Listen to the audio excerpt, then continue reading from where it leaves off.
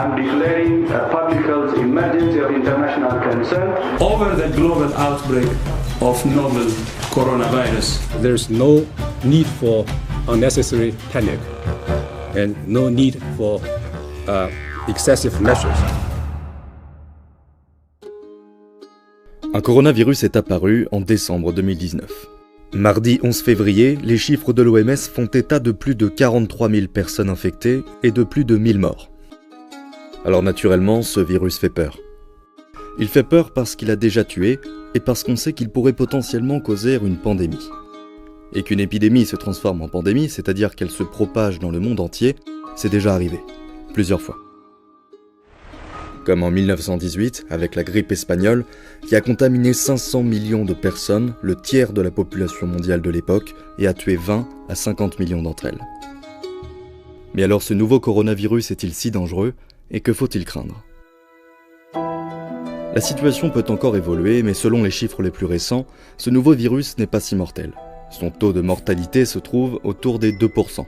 À titre de comparaison, celui du SRAS, qui avait fait près de 800 morts en 2003, était de 9,6%, et ceux d'Ebola et de la grippe aviaire atteignent respectivement les 50 et 60%. Autre paramètre, la contagiosité du virus. Elle n'est pas particulièrement élevée. Début février 2020, elle est estimée à 2 par l'OMS. Cela veut dire qu'une personne infectée va contaminer en moyenne 2 autres personnes. Pour comparer, c'est la même contagiosité qu'un rhume.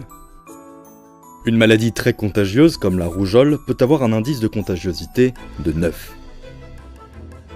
Tout ça peut sembler un peu abstrait. Prenons une personne contaminée par ce coronavirus. Après 5 cycles de transmission, on arrive à un total de 63 personnes infectées. Pour la rougeole, et en suivant le même processus, on arrive à plus de 66 000 personnes malades. Autre élément, le profil des personnes tuées par le virus. Ce coronavirus peut infecter n'importe qui, mais ce sont plutôt les personnes âgées et les personnes présentant des problèmes de santé qui sont les plus touchées. Il est plus rare qu'une personne en bonne santé et avec un système immunitaire performant soit gravement affectée par ce virus. Mais comment ce coronavirus est-il devenu dangereux et peut-il l'être davantage ? Pour répondre à tout ça, il faut comprendre comment fonctionnent les mutations des virus. Les virus survivent en infiltrant des cellules et en les détournant avec de l'information génétique afin de s'en servir pour se multiplier. C'est au fur et à mesure de ces multiplications que surviennent des mutations. Elles peuvent être spontanées quand l'information génétique est modifiée au cours de la duplication, ou bien le résultat de 2 virus qui ont infiltré la même cellule au même moment. Mais tout ça, c'est aléatoire.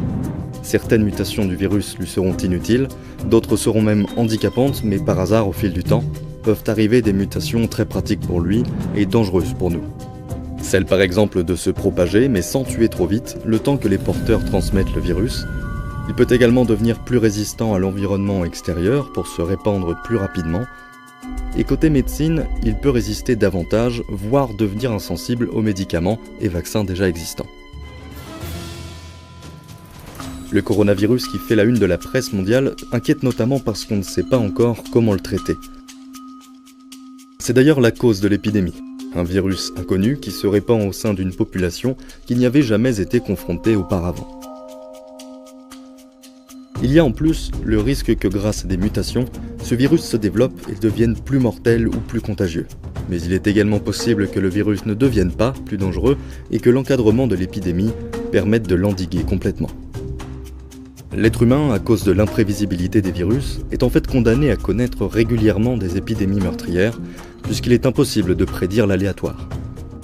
La communauté scientifique ne reste pourtant pas les bras croisés à attendre qu'un nouveau virus apparaisse ou qu'il mute.